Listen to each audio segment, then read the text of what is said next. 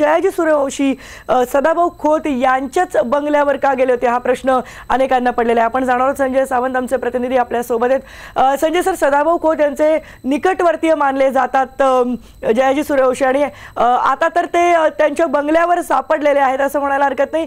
काय नेमकं हे सदाभाऊ कनेक्शन आहे आणि काय म्हटलं जात आहे सदाभाऊ आणि जयाजी यांच्या या नात्याबद्दल?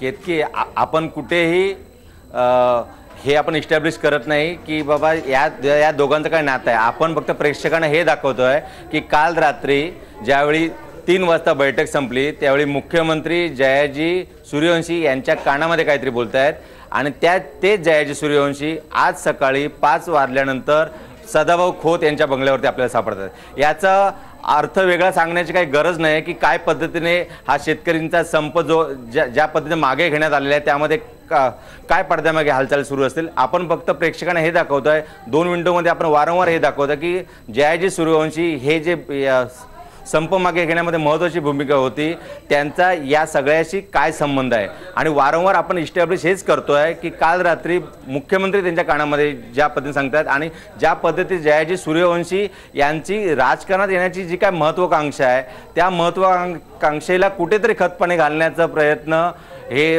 सदाभाऊ खोत यांनी केलं आहे। आणि सदाभाऊ खोत यांच्या आपण वारंवार पुन्हा तेच सांगतोय सदाभाऊ खोत यांच्या बंगल्यावर काल पहिली बैठक झाली आणि त्यानंतर हे जे शेतकऱ्यांचे शिष्टमंडळ होतं ते मुख्यमंत्र्यांच्या वर्षा बंगल्यावर गेलं आणि पुन्हा आज सकाळी पुन्हा जयाजी सूर्यवंशी सदाभाऊ खोत यांच्या बंगल्यावर सापडले। त्यामुळे वेगळं सांगण्याचा काही अर्थ नाही केतकी।